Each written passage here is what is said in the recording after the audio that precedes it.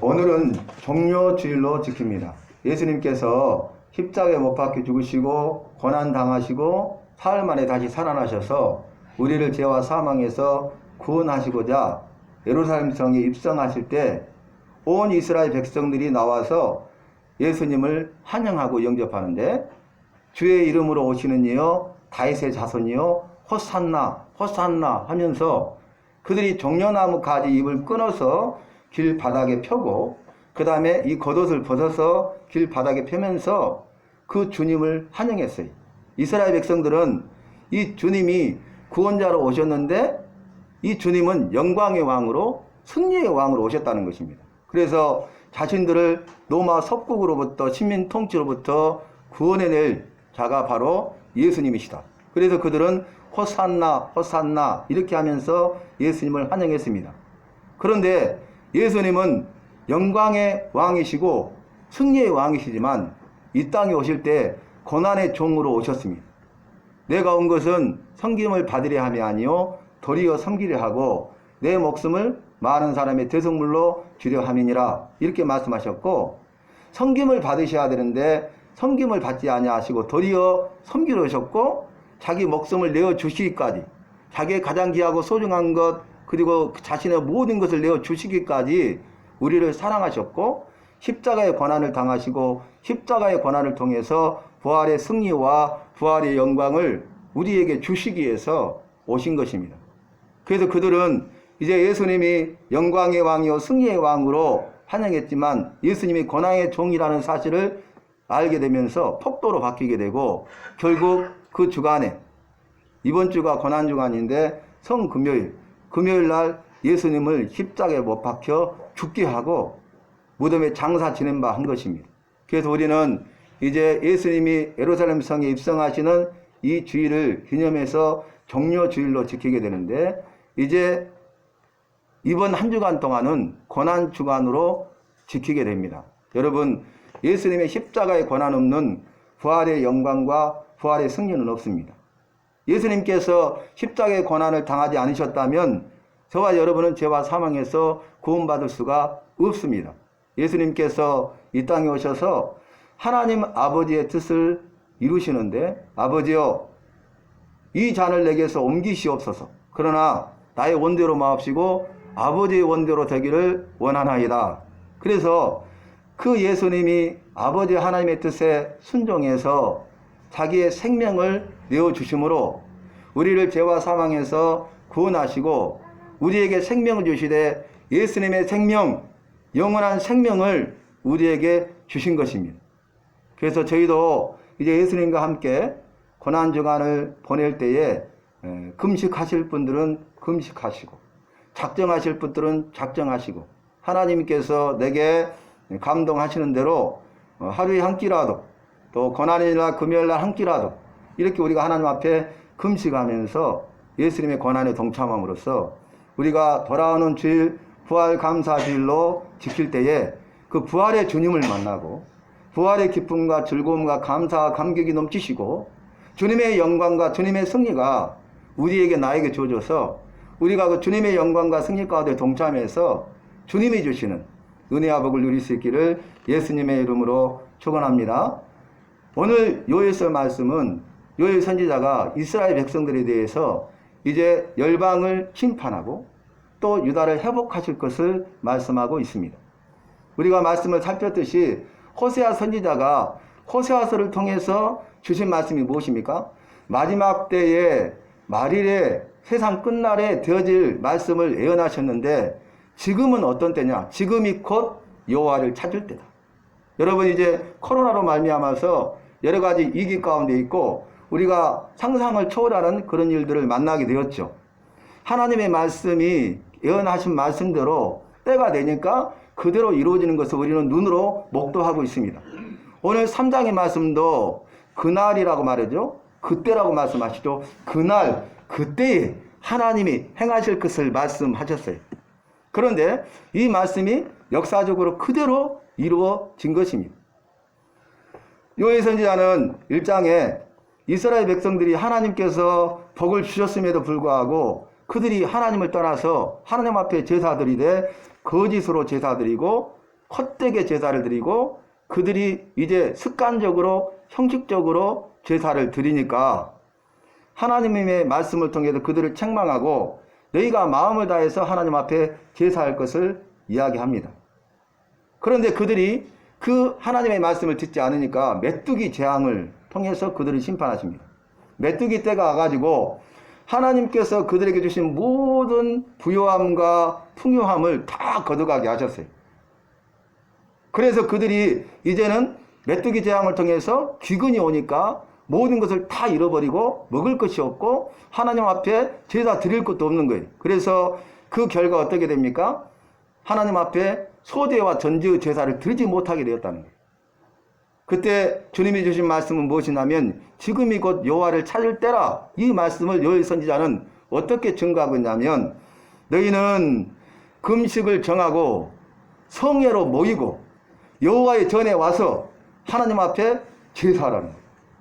여러분 위기 가운데 고난 가운데 이 위기와 고난을 이기게 하시고 극복하게 하시고 감당하게 하시고 승리하게 하시는 분은 바로 하나님이심을 믿으시기 바랍니다. 하나님께서 우리와 함께 하셔야 돼요. 하나님께서 우리와 함께 하시고 우리를 도와주셔야 되고 하나님이 도와주시지 않으면 안 된다는 것을 성경은 증거하고 있지 않습니까? 여러분 메뚜기 재앙이 오는데 지금 코로나로 인해서 하나님이 연병, 전염병으로 온 세계를 치고 계시는데 아프리카 지역에서는요 기근이잖아요. 먹을 것이 없잖아요. 그런데 이 아프리카 지역이 지금 메뚜기 떼가 창궐하고 있어요. 메뚜기 떼가. 메뚜기 떼가 지나가면 아무것도 남은 것이 없습니다. 근데 메뚜기 떼가 이 수억 마리 정도가 아니라 수십억 마리, 수천억 마리가 한때가 온대, 그 숫자가. 그러면 초토화됩니다. 그러니까 만약에 이게 중국 땅에 온다, 그러면 중국이 아프리카 같은 기근을 겪게 되고 우리나라 땅에 메뚜기 떼가 창궐한다, 그러면은 아무것도 건질 게 없습니다. 코로나 전염병을 통해서 이제 기근이 온다고 그러잖아요. 곡물 수출을 금지했습니다. 베트남이나. 그리고 이제 그 기근 때문에 경제가 어려움을 당하게 되죠. 기근을 통해서 경제가 붕괴되는 것이죠. 그래서 우리가 어려움과 고난을 당하게 돼요. 그런데 방법이 뭐라고요? 너희는 금식을 정하고 마음을 다하여 하나님 앞에 돌아오고 성의 거룩한 모임으로 모여서 여호와의 전에서 성전에서 하나님 앞에 제사하라는 것입니다. 이 재앙의 원인이 무엇입니까? 하나님께서 복을 주셨음에도 불구하고 그들이 부유하고 풍요하고 부족함이 없으니까 세상 것들을 짝하고 세상 것들을 사랑해서 하나님을 멀리하고 하나님을 떠나고 그들이 하나님의 말씀대로 제사는 드리는데 거짓된 제사를 드리고 습관적인 제사를 드리고 형식적인 제사를 드리고 헛된 제사를 드리니까 하나님께서 그들에게 말씀하시기를 너희의 죄에 대해서 온갖 거짓과 모든 불의를 버리고 하나님께로 돌아와서 회개하여 구원함을 받으라 이렇게 말씀하신 거예요. 그런데 그럼에도 불구하고 그들이 회개치 아니하니까 하나님께서 메뚜기 재앙을 통해서 하나님이 주신 복을 다 거둬가셨어요. 여러분 이 모든 것이 하나님의 것이고 하나님이 우리에게 나에게 주신 것입니다. 빈손으로 왔다 빈손으로 가잖아요. 내게 있는 모든 것이 다 하나님의 것이잖아요. 내게 있는 모든 것이 다 하나님의 은혜로 내게 주어진 것이고 내게 주어진 것을 통해서 우리가 하나님의 영광을 위해서 살아가야 될 것을 말씀하고 있는 것입니다. 오늘 요엘서 3장 말씀을 보니까 하나님께서 말씀하십니다. 너희가 회개하고 돌아오면 너희를 회복시킬 것이다. 너희를 회복하기 위해서 내가 열방을 심판할 것이다. 이렇게 말씀하셨어요. 열방을 심판한다는 것은 유다 백성들을 회복시키겠다는 구원하시겠다는 하나님의 약속이에요. 그러니까 동시적으로 이 일이 이루어지죠. 여러분 오늘 말씀을 제가 설명해 드리면 역사적으로 이제 이 바벨론과 드로아, 시돈과 애굽과 에돔이 그리고 블레셋까지도 이 유다를 침공해서 이들을 핍박합니다. 그래서 어떤 결과를 낳게 되냐면 이제 드로아, 시돈과 블레셋 사방아 이렇게 대표적인 나라를 언급하고 있는데 드로아, 시돈은 이제 해상 무역을 하는 중심지예요. 그들은 해상 무역을 하는데 인신매매를 했습니다. 그래서 사람들을 잡아다가 노예로 파는 거죠. 유다 사람들을 다 잡아가지고 노예로 팔았어요. 그래서 유다 사람들이 디아스포라 흩어진 자들이 되는데 그들이 어떻게 됩니까? 이제 동서남북으로 사방팔방으로 온궁각조로 뿔뿔이 흩어지게 되고 땅끝에까지 가게 됩니다. 근데 오늘 주님은 말씀하시기를 내 백성 유다 예루살렘을 다시 돌아오도록 하기 위해서 내가 열국을 다 모으고 사면에서 모인 그 열국을 심판하고 이제 뿔뿔이 흩어졌던 내 백성 내 기업인 유다 백성들을 다시 돌아오게 하리라. 이것이 하나님의 은혜입니다.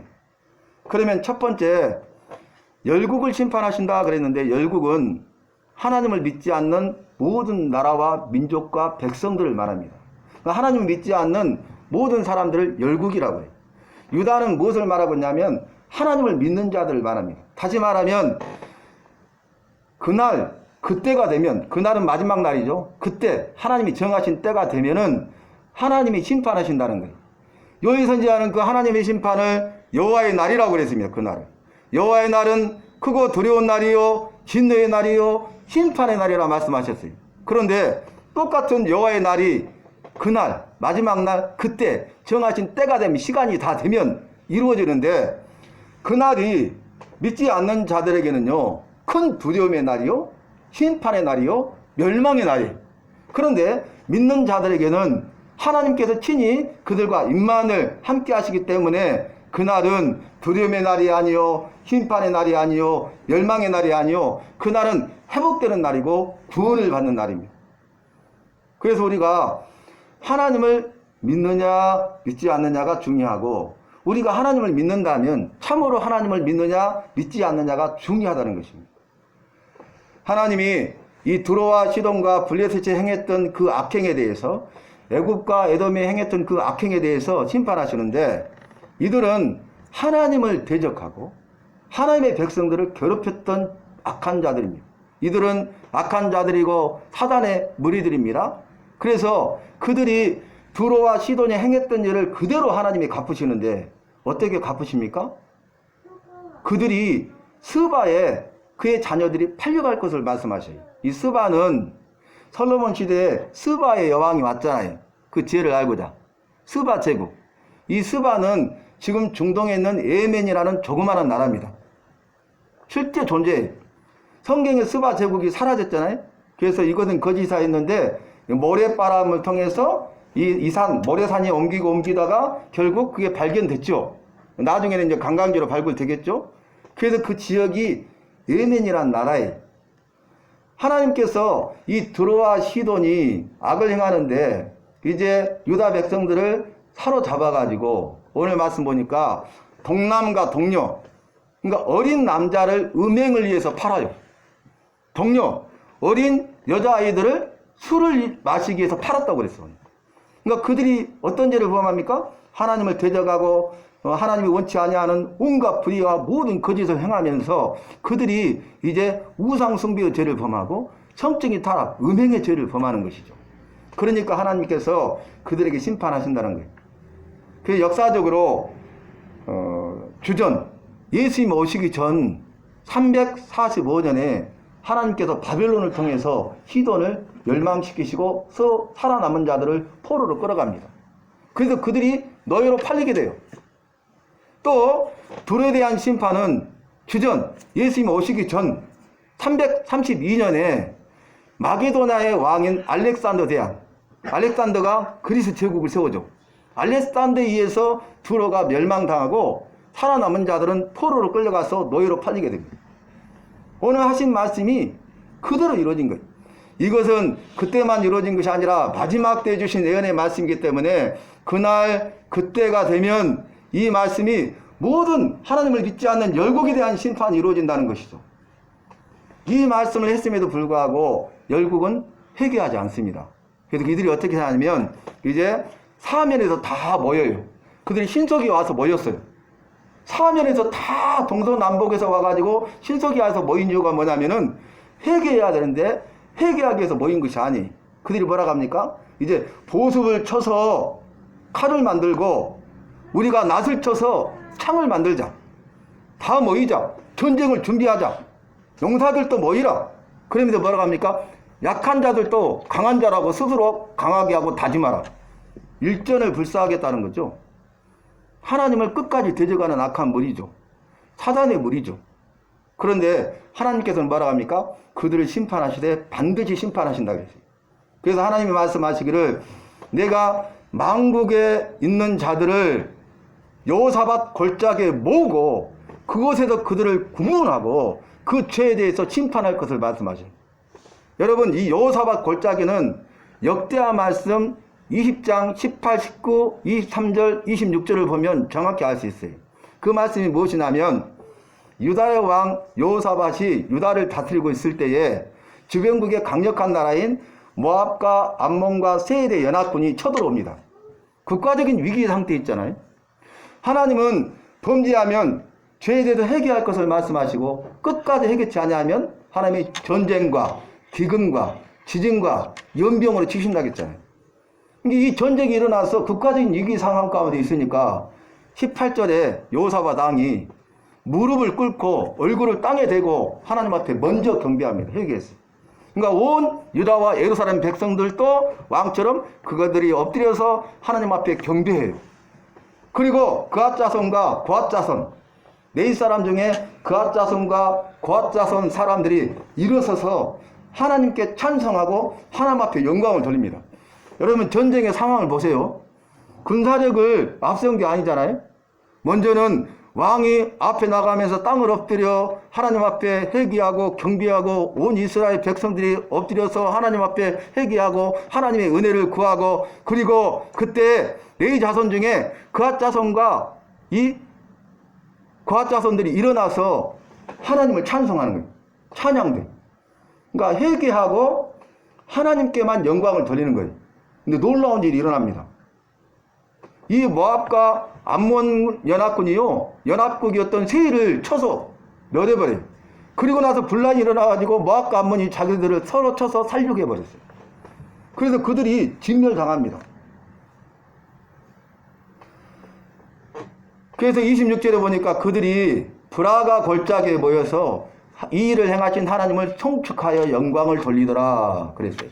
그 골짜기가 브라가 골짜기, 실제 있는 골짜기인데 그곳에 여호사밧을 통해서 승리하게 하셨다 해서 여호사밧 골짜기입니다. 오늘 말씀에서는 이 만국에 있는 열국 믿지 않는 자들을 다 여호사밧 골짜기로 모으되 그들이 오는 이유가 뭐예요? 신속히 오는 이유가 뭐예요? 대적하고 전쟁을 하기 위해서 오는 거예요. 하나님을 대적해서 싸우기 위해서. 그런데 하나님께서 그들을 국문하신다는 것입니다. 국문한다는 것은 죄가 있느냐 없느냐 신문하는 것이죠. 그래서 죄가 드러나면 그 죄에 대해서 심판하시는 것입니다. 그런데 오늘 말씀에서 보니까 14절에 그 골짜기를 판결의 골짜기다 그랬어요. 여러분 보세요. 브라가 골짜기를 여호사밧 골짜기라고 했죠. 이 골짜기 입고로 판결의 골짜기. 이 판결이란 말은 뭐냐면 원문의 뜻이 예리하게 잘라버린다. 판결. 하나님께서 죄가 있느냐 없느냐 신문하시고 죄가 드러나면 그 열국 믿지 않는 자의 죄가 드러나면 그 죄에 대해서 하나님이 반드시 분명하게 심판하신다는 거예요.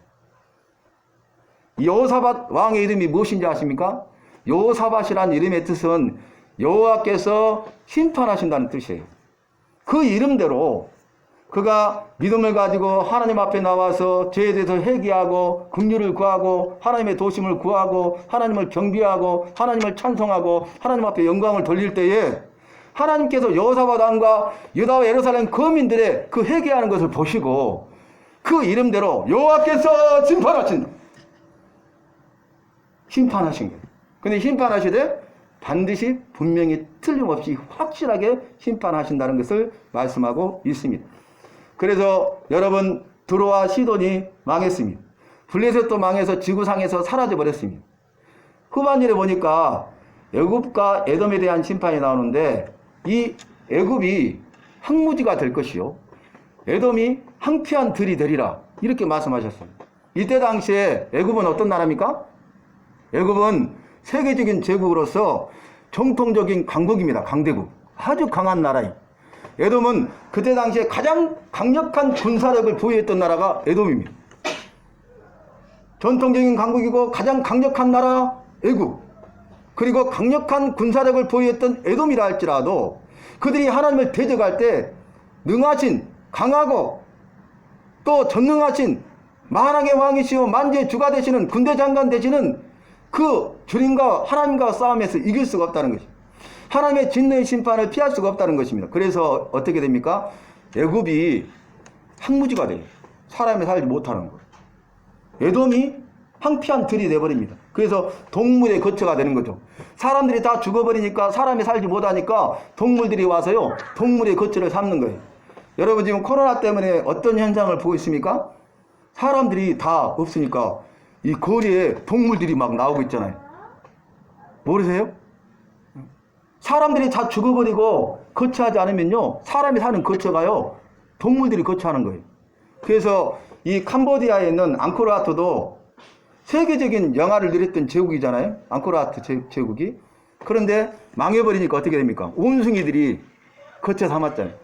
그리고 숨겨져서 밀림 가운데 있었는데 그게 이제 발견됐잖아요. 원숭이의 제국이 된 거예요. 사람이 살지 못하는 것이 된다는 것입니다. 이와 반해서 하나님께서 유다를 회복시킬 것을 말씀하시는데 이렇게 말합니다. 내가 여호와의 크고 두려운 진노의 날이 임할 때 내 백성 내 기업 삼은 유다와 예루살렘 거민들에게는 내가 그날에 그들의 피난처가 되고 그들의 산성이 되리라. 할렐루야.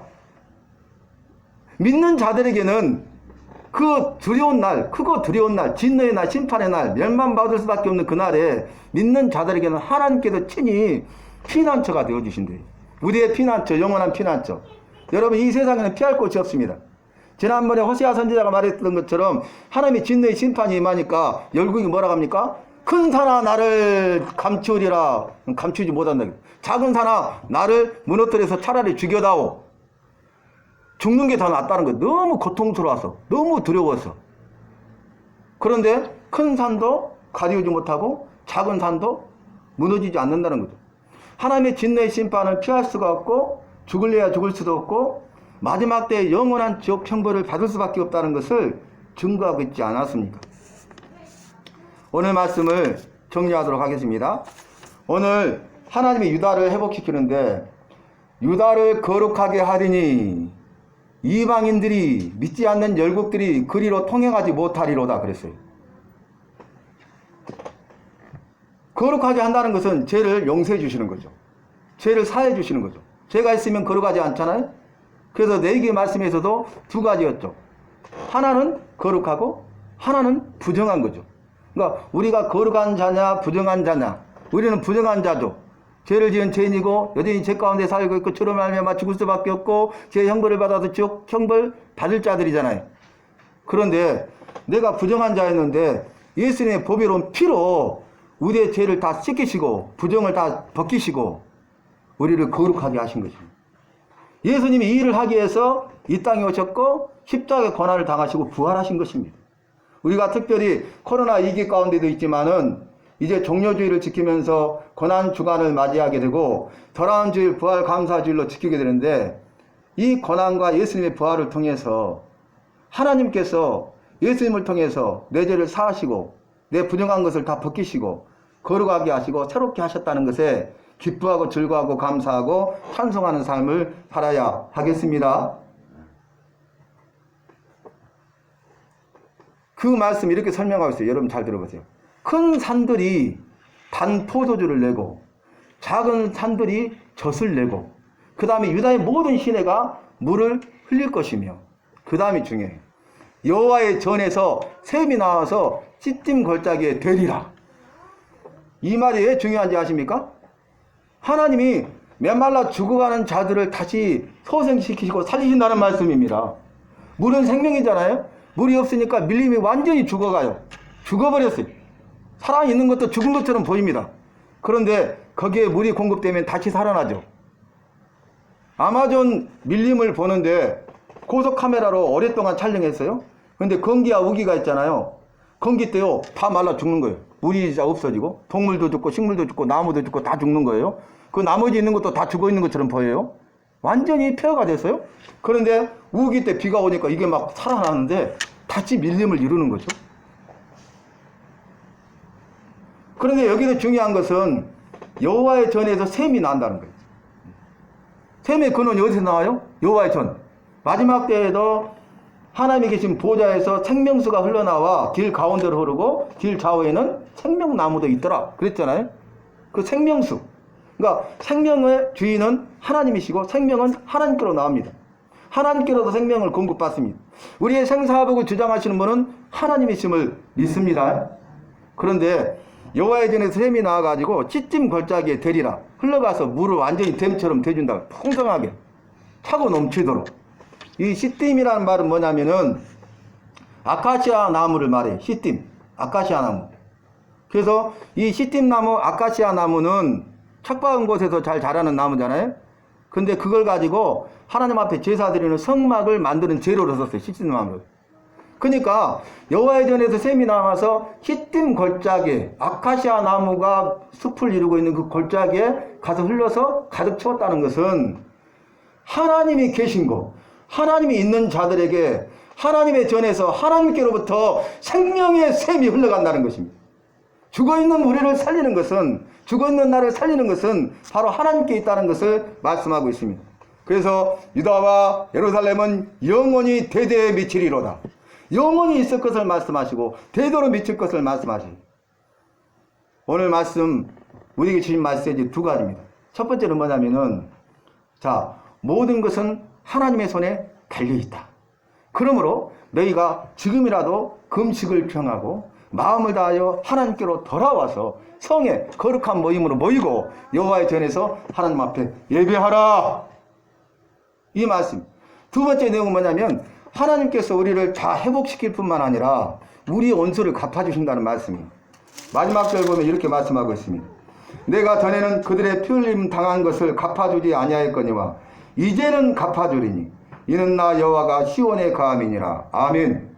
여러분, 원수 갚는 것을 하나님께 맡기십시오. 우리가 예수 믿으면서 이제 코로나 위기뿐만 아니라 앞으로 엄청난 그런 위기가 오고 고난이 오고 우리가 핍박을 당하고 압제를 당하는 그런 상황이 올 때 우리가 이 원수 갚는 것을 주님께 맡기세요. 이제는 때가 되면 하나님이 이제 그 원수를 갚아주신다는 거예요. 그래서 다윗은 원수 갚는 것을 하나님께 맡기지 않았습니까? 사랑하는 성도 여러분, 우리가 복음선 찬양했어요. 하나님을 부를 때 내 아버지라 부르죠. 내 아버지, 우리 아버지, 내 아버지가 어떤 분이에요? 내 아버지는요, 하나님이셔요. 내 아버지는 신이셔요. 내 아버지는 신이실 뿐만 아니라 어떤 분이십니까? 왕이십니다. 내 아버지는 구원이십니다. 내 아버지는 생명이십니다. 우리가 믿는 내 아버지가 어떤 분인가를 여러분 알아야 돼요. 내 아버지는 하나님 한 분밖에 없어. 내 아버지는. 그런데 그분은 인간이 아니라 신이에요. 그분은 신이지만 왕이십니다. 모든 것을 통치하시고 다스리시고 모든 것이 하나님의 손에 있고 우리의 생사복이 하나님의 손에 달려있다는 거예요. 여호사밧 걸작에서 구원을 이루신 하나님이 마지막 때에도 사면에 있는 영국들을 모아서 심판하시는 하나님은 구원의 하나님이시고 너희의 구원이, 너희의 생사복이, 너희의 모든 것이 다 하나님의 손에 있다는 것을 우리에게 증거하고 있는 것입니다.